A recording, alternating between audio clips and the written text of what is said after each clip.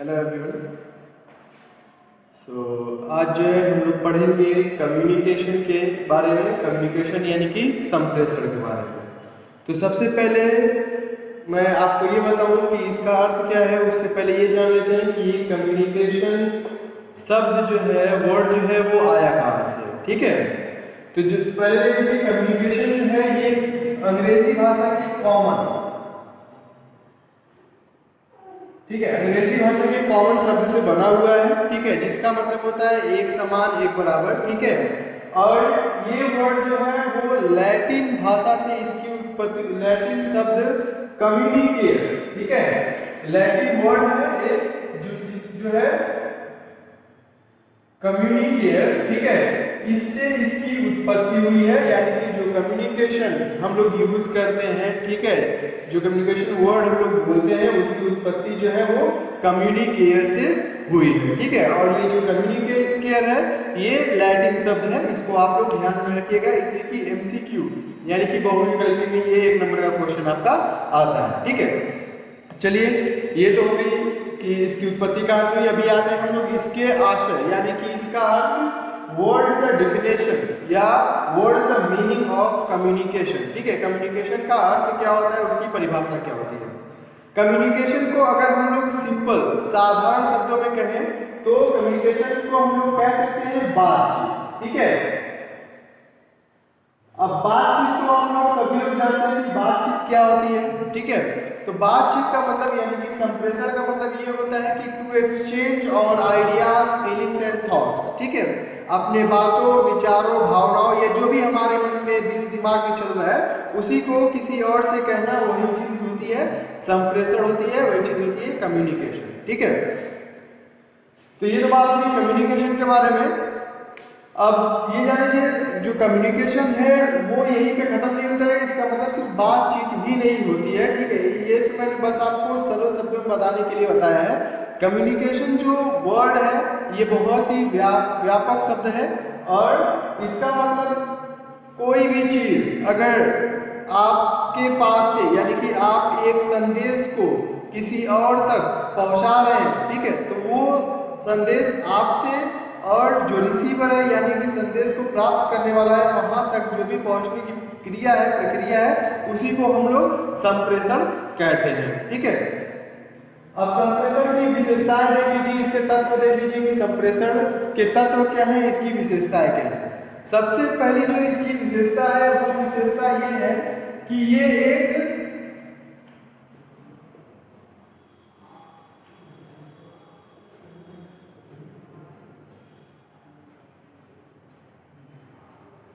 एक सतत प्रक्रिया है। सतत का मतलब होता है कंटिन्यूअस, यानी कि लगातार चलने वाली प्रक्रिया है। यानी कि जो संप्रेषण होता है, जो कम्युनिकेशन होता है वो कभी खत्म नहीं होता है, वो हमेशा चलता ही रहता है।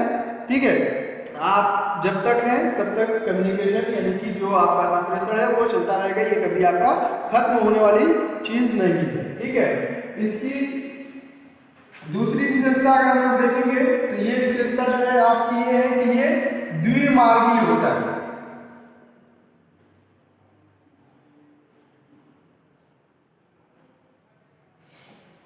द्विमार्गी का मतलब ये होता है कि जब आप किसी को संदेश भेजते हैं तो जो संदेश प्राप्त करने वाला होता है उसके बाद वो संदेश प्राप्त करने के बाद उसके उत्तर में यानी कि प्रतिपुष्टि देता है,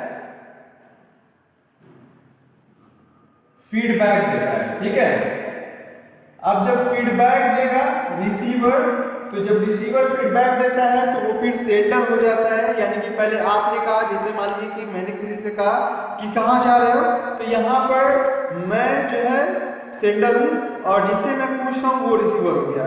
फिर वो उत्तर देगा, उसने बताया कि मैं जो है मार्केट जा रहा हूँ, तो अब वो जो है अब सेंडर हो जाएगा और मैं रिसीवर हो जाऊंगा। तो इसलिए ये द्विमार्गी होती है, यानी कि दो तरफा चलती रहती है, एक भेजने वाला और एक प्राप्त करने वाला। ठीक है, और जब प्रतिपुष्टि देते हैं, उत्तर देते हैं, तो जो प्राप्त करने वाला होता है वो भेजने वाला हो जाता है और जो भेजने वाला होता है वो प्राप्त करने वाला होता है। ठीक है, तो इस तरीके से ये इसकी विशेषताएं हैं। और इसके बाद देखिए तीसरी विशेषता देखते हैं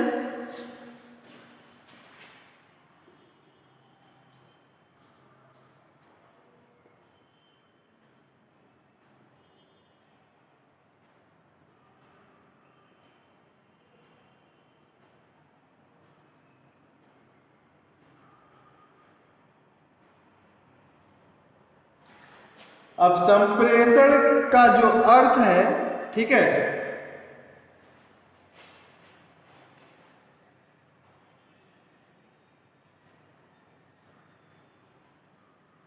अब संप्रेषण में ये बहुत ही जरूरी चीज है कि मैसेज जो संदेश है जिस भाव में भेजा गया है उसको उसी भाव में समझा जाए, ठीक है।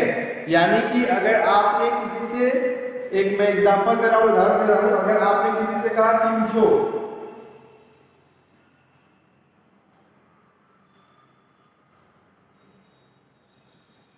उठो मत बैठो, ठीक है, तो अब उठो मत बैठो इसका दो भाव हो सकता है, ठीक है। दो भाव ये हो जाएगा कि एक तो उठो यानी कि स्टैंड अप, ठीक है, मत बैठो यानी कि डोंट सिट, ठीक, यानी कि आप उसको खड़े रहने के लिए बोल रहे हैं। दूसरा भाव ये हो रहा है कि वो खड़ा हो रहा है, आपने कहा कि उठो मत बैठो, यानी कि इसमें क्या है, कॉमा जो है आप जहां पर भी लगा देंगे उसका भाव अलग हो जाएगा। यानी कि इसमें देखिए एक ही ये सेंटेंस है और इसमें दो भाव निकल गए। एक भाव ये हो गया कि आप खड़े मत होइए, बैठे रहिए, और दूसरा भाव ये हो गया कि आप खड़े हो जाइए, बैठिए मत, ठीक है। तो इसलिए ये चीज ध्यान देने योग्य है कि मैसेज को जिस भाव में भेजा जाए उसको उसी भाव में समझा जाए, ठीक है। अभी आगे इसकी तीसरी विशेषता देखते हैं हम लोग, ठीक है, कि तीसरी विशेषता क्या होती है। तो संप्रेषण जो होता है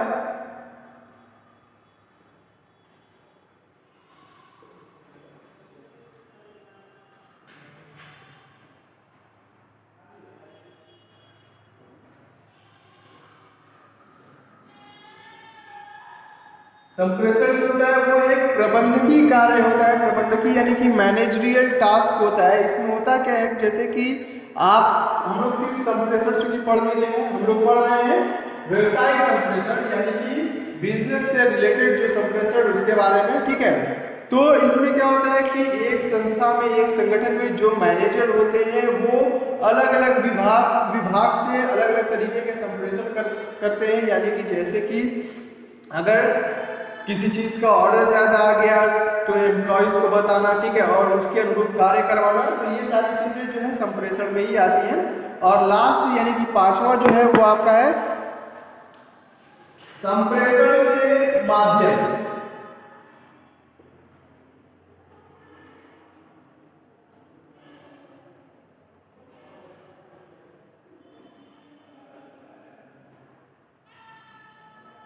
संप्रेषण के विभिन्न माध्यम, जैसे कि आप जानते हैं कि आजकल जो है टेक्नोलॉजी काफ़ी एडवांस हो चुकी है, ठीक है, और हमें जो है अलग अलग तरीके की जो है आजकल टेक्नोलॉजीज मिल रही है जिसका हम लोग उपयोग करके अपनी आम जीवन, सामान्य जीवन को जो है सुचारू रूप से चला रहे हैं और उसको आसान बना रहे हैं। जैसे कि पहले जब हम लोग को किसी से जो कि काफ़ी हमारे भौतिक दूरी पे होते थे, उनसे बात करने के लिए हमको 2 दिन, 4 दिन, 10 दिन ऐसे लग जाते थे। लेकिन आजकल जो है आप जानते हैं टेलीफोन, मोबाइल वगैरह का इनोवेशन यानी कि उसका इजाद हो चुका है, आविष्कार हो चुका है।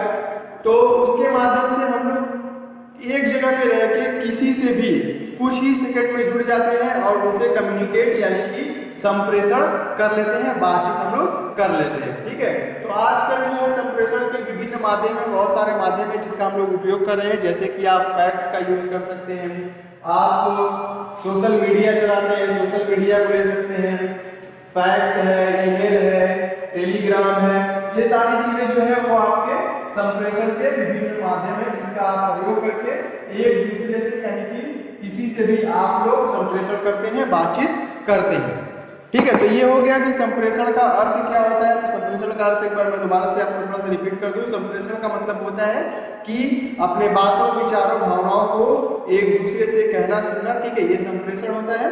शॉर्ट में इसको, वैसे तो संप्रेषण काफी व्यापक शब्द है जो मैं आपको आगे बताऊंगा। और फिर संप्रेषण की आपको विशेषताएं बताई गई, जैसे कि संप्रेषण जो है एक सतत प्रक्रिया है यानी कि लगातार चलने वाली प्रक्रिया है, ठीक है। तो अभी आते हैं हम लोग संप्रेषण की प्रकृति पे, यानी कि संप्रेषण की प्रकृति क्या होती है। देखिए किसी भी, जैसे हम लोग अकाउंट्स पढ़ते हैं या फिर और दूसरे सब्जेक्ट पढ़ते हैं तो उसमें भी आता है कि क्या अकाउंट जो है वो कला है या विज्ञान है, ठीक है। तो ये चीज़ हमेशा हम लोग डाउटफुल चीज़ें हैं जिसमें हम लोग हमेशा जो है कंफ्यूज होते हैं कि ये कला है या विज्ञान है। तो सबसे पहले हम लोग को किसी भी चीज़ की प्रकृति के बारे में जानने के लिए तो हम लोग अभी बात कर रहे हैं संप्रेषण की प्रकृति।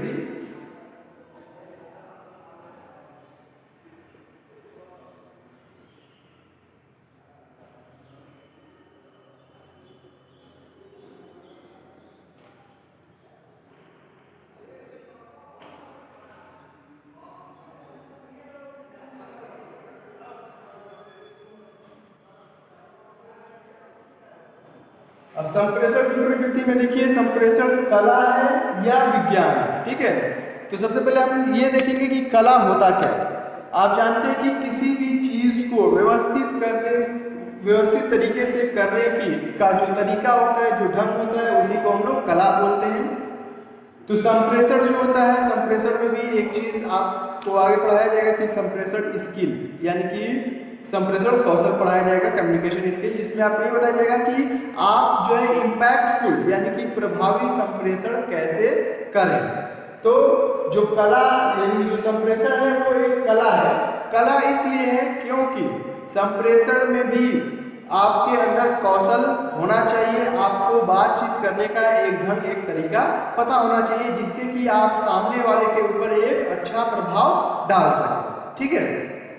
अभी आते हैं विज्ञान पे कि क्या संप्रेषण विज्ञान है।